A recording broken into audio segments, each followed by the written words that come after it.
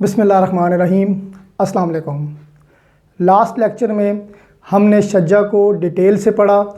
शज्जा जो सर और चेहरे के ज़ख़म होते हैं उन्हें कहा जाता है शज्जा। उसके बाद आज हम पढ़ेंगे जरा। जरा ऐसा ज़ख़म है जो आपकी लोअर बॉडी पे लगता है, यानी कि आपकी नेक से नीचे नीचे जो ज़ख़म आएगा उसे कहेंगे जरा। जरा को डिफ़ाइन किया गया है सेक्शन 337B में। इसकी डेफिनेशन के मुताबिक ऐसा हर्ट जो अदर देन हेड और फेस होगा, यानी कि जो शज्जा नहीं होगा, और ये जो ज़ख़म होगा लीव अ मार्क, ये कोई निशान छोड़ जाएगा जो कि टेम्परेरी भी हो सकता है और परमानेंट भी हो सकता है। तो जरा क्या हुआ? जरा वो ज़ख़म हुआ जो कि आपकी नेक से नीचे, यानी कि जो हेड और फेस वाला ज़ख़म उसमें शामिल नहीं होगा, क्योंकि हेड और फेस क्या आ जाते हैं शज्जा में। हेड और फेस से नीचे, यहाँ नेक से शुरू होकर नीचे जो भी आपको ज़ख़म आएगा उसे कहेंगे जरा। और ये जो ज़ख़म होगा ये कोई ना कोई मार्क छोड़ जाएगा आपकी बॉडी पे। वो वाला जो मार्क है दैट कुड बी टेम्परेरी और दैट कुड बी परमानेंट, उसे कहेंगे जरा। जरा की जो डेफिनेशन है वो दी गई है सेक्शन 337B में। इसमें आगे जरा की दो काइंड्स बयान की गई हैं, जो कि जरा जायफ़ा और गैर जायफ़ा हैं। सबसे पहले हम पढ़ते हैं जायफ़ा को। जायफ़ा की जो डेफिनेशन है वो सेक्शन 337C में दी गई है। उसके मुताबिक ऐसा हर्ट जो एक्सटेंड कर जाए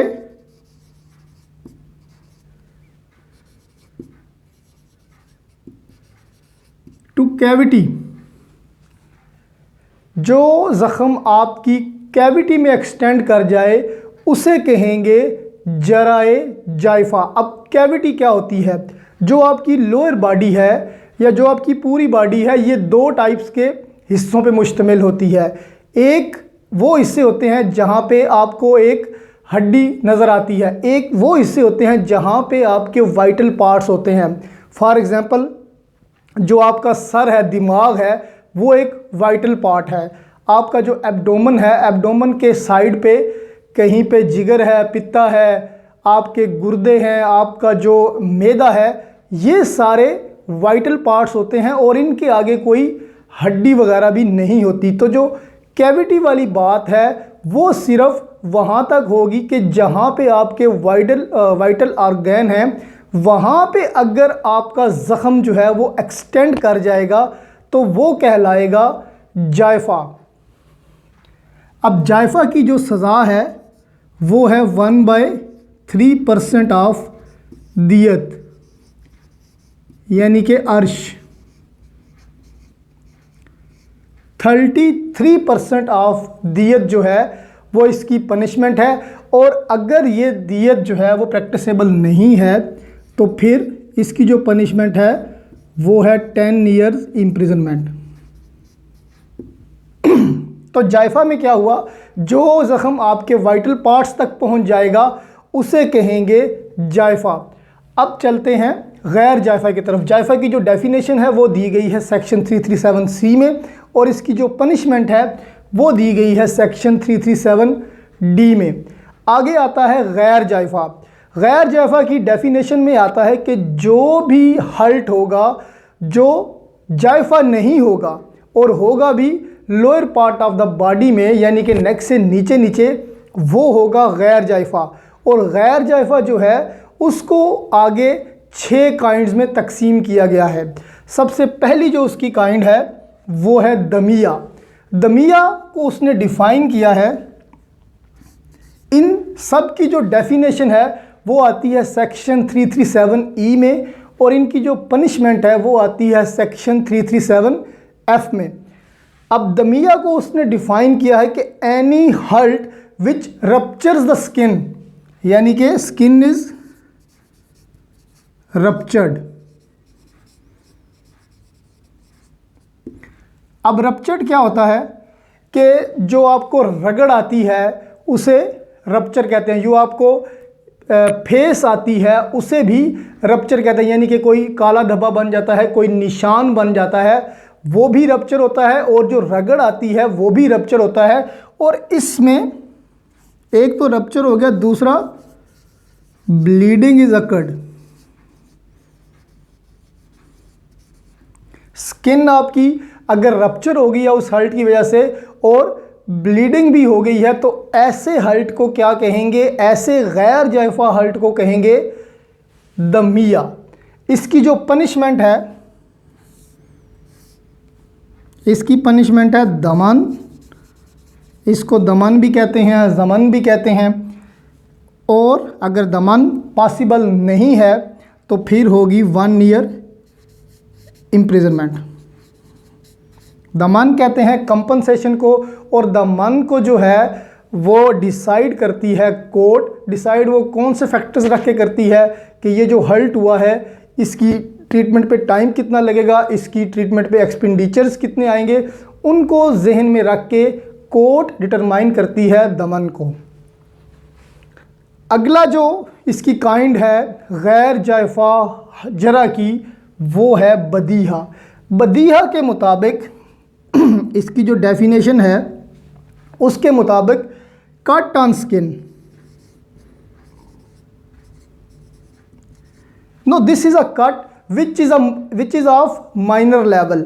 वो दमिया नहीं है, दमिया से थोड़ा सा आगे बढ़ गया है, एक माइनर सा कट आ गया है जिसमें आपकी जो फ्लैश है यानी कि आपका जो गोश्त है उस पे कट आ गया है। तो ऐसी सूरत में उसे क्या कहेंगे, उसे कहेंगे बदिया। अब जो बदिया है उसकी पनिशमेंट भी है दमन। अगर दमन पॉसिबल नहीं है तो इसकी पनिशमेंट है 3 इयर्स इम्प्रिजनमेंट। यहाँ पे क्या हुआ, आपकी स्किन रप्चर हो गई, यहाँ पे आपकी स्किन पे एक माइनर कट आ गया। अब आगे चलते हैं मुतलाहिमा। मुतलाहिमा में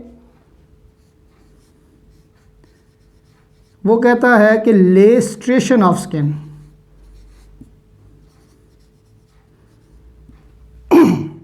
लेस्ट्रेशन कहते हैं डीप कट को, कि आपकी जो स्किन है उस पे एक डीप कट लग गया विदाउट एक्सपोजिंग बोन।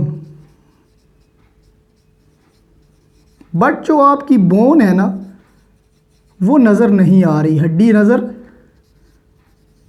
नहीं आ रही।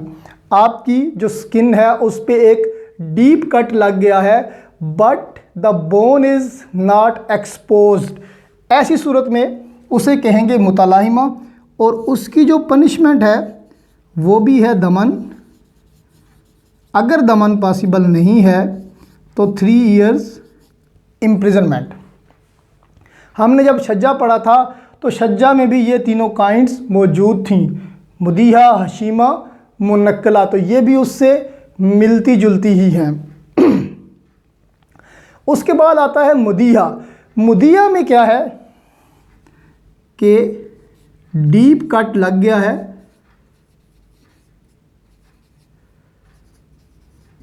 जिसकी वजह से आपकी जो बोन है वो एक्सपोज हो गई है। डीप कट है और बोन जो है वो एक्सपोज हो गई है, ऐसी सूरत में उसे कहेंगे मुदीहा। यहाँ पे बोन फ्रैक्चर नहीं हुई, बोन सिर्फ एक्सपोज हुई है, ऐसी सूरत में उसे कहेंगे मुदीहा। इसकी जो पनिशमेंट है वो भी है दमन।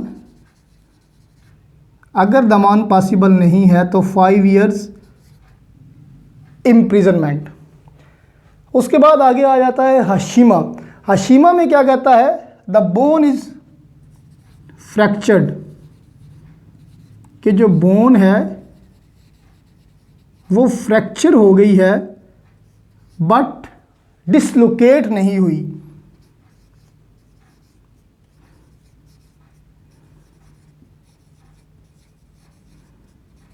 अब फ्रैक्चर और डिसलोकेशन में क्या फ़र्क है कि आपकी जो हड्डी है वो टूट तो गई है लेकिन उसकी डिसलोकेशन नहीं हुई। फॉर एग्जांपल अगर मैं आपको एग्जांपल दूं तो ये आपकी अगर हड्डी है तो ये ऐसे टूट गई है बट ये अपनी जगह से ऐसे डिसलोकेट नहीं हुई, ये उसी जगह पे मौजूद है but there is a fracture in it. तो इसे कहेंगे कि फ्रैक्चर और डिसलोकेशन में फ़र्क। अब यहाँ पे जो आपकी जो बोन है वो फ्रैक्चर तो हो गई है लेकिन डिसलोकेट नहीं हुई, तो इसकी जो पनिशमेंट है वो भी है दमन। अगर दमन पॉसिबल नहीं है तो 5 इयर्स इम्प्रिजनमेंट। आगे आ जाते हैं मुनक्कला की तरफ। मुनक्कला में जिस तरह के मुनक्कला थोड़ा सा नाम से भी ज़ाहिर है कि मुंतकिल हो जाना, इसकी जो इसमें जो बोन है वो फ्रैक्चर भी हुई है प्लस जो बोन है वो डिसलोकेट भी हो गई है। कि फ्रैक्चर के साथ बोन की डिसलोकेशन भी हो गई है। डिसलोकेट और फ्रैक्चर में क्या फ़र्क है ये मैंने इसमें बता दिया। अब यहाँ पे बोन फ्रैक्चर भी हो गई, डिसलोकेट भी हो गई, तो जो इसकी पनिशमेंट है वो भी है दमन। अगर दमन पॉसिबल नहीं है तो 7 इयर्स इम्प्रिजनमेंट होगी। एक चीज़ नोट करने वाली है कि ये जो सारे गैर जायफ़ा हैं यहाँ पे एक पनिशमेंट सेम है, वो है दमन, और जो जायफ़ा है वहाँ पे जो पनिशमेंट है वो है अर्श। अर्श और दमान क्या होते हैं? अर्श जो होता है दैट इज़ परसेंटेज ऑफ दियत, और दमान जो होता है always determined by the court. Court उसे डिसाइड करती है कि वो कितना होना चाहिए। अर्श और दमान में अगर आप डिफरेंस देखना चाहते हैं तो मेरा एक लेक्चर पनिशमेंट पे मौजूद है, उसको आप जाके देख लीजिए। तो ये जो 6 टाइप्स हैं इनमें सिर्फ दमान की जो है वो पनिशमेंट है, बट जो शज्जा थे, शज्जा में हमने पढ़ा कि वहाँ पे अर्श और दमान दोनों अवेलेबल होते हैं। तो जरा की 2 टाइप्स हैं, जायफ़ा और गैर जायफ़ा। जायफ़ा ऐसा जो है हर्ट जो आपकी कैविटी तक चला जाता है और वाइटल पार्ट्स को तक पहुंच जाता है, उसे कहते हैं जायफ़ा। जायफ़ा की जो सज़ा है वो 33% अर्श है, यानी कि दियत का 33% है। अगर वो पॉसिबल नहीं है तो 10 ईयर इम्प्रिजनमेंट है। उसके बाद आता है गैर जायफ़ा। गैर जायफ़ा ऐसे हर्ट हैं जो जायफ़ा नहीं है और नेक से नीचे नीचे हैं, उन्हें कहेंगे गैर जायफ़ा। गैर जायफ़ा की आगे 6 टाइप्स हैं। दमिया में अगर आपकी स्किन रप्चर हुई है तो और ब्लीडिंग अकर हो गई है तो ऐसी सूरत में जो पनिशमेंट होगी वो या तो दमन होगी और या 1 ईयर इम्प्रिजनमेंट होगी। उसके बाद आता है बदिया। बदिया में आपकी स्किन पे माइनर सा कट लग गया है तो उसकी भी जो पनिशमेंट होगी वो दमन होगी और या 3 साल। उसके बाद आता है मुतलाइमा। मुतलाइमा लेस्ट्रेशन ऑफ द स्किन होगी, यानी कि एक डीप कट लग गया बट आपकी बोन एक्सपोज नहीं हुई, तो ऐसी सूरत में भी दमन और 3 साल। उसके बाद आता है मदिया। मदिया में डीप कट लगा है, आपकी बोन एक्सपोज हो गई है, तो ऐसी सूरत में भी दमन और 5 साल की सज़ा। उसके बाद अशीमा आता है, बोन फ्रैक्चर होगी। अब यहाँ जो पीछे 4 थे उनमें कट आ रहा है, लेकिन यहाँ पे कट का वर्ड नहीं आया क्योंकि जो बोन है वो विदाउट कट भी आपकी फ्रैक्चर हो सकती है। तो यहाँ पे बोन फ्रैक्चर हुई लेकिन डिसलोकेट नहीं हुई, ऐसी सूरत में भी पनिशमेंट दमान और 5 साल है। उसके बाद मुनक्कला आता है, यानी कि आपकी जो बोन है वो फ्रैक्चर भी हो गई है और डिसलोकेट भी हो गई है, तो ऐसी सूरत में आपकी जो पनिशमेंट है वो दमान और 7 साल होगी। तो ये था जरा। अगर आपको ये लेक्चर पसंद आया हो तो इसको लाइक करें, इसको दोस्तों में शेयर करें और मेरे चैनल को ज़रूर सब्सक्राइब करें।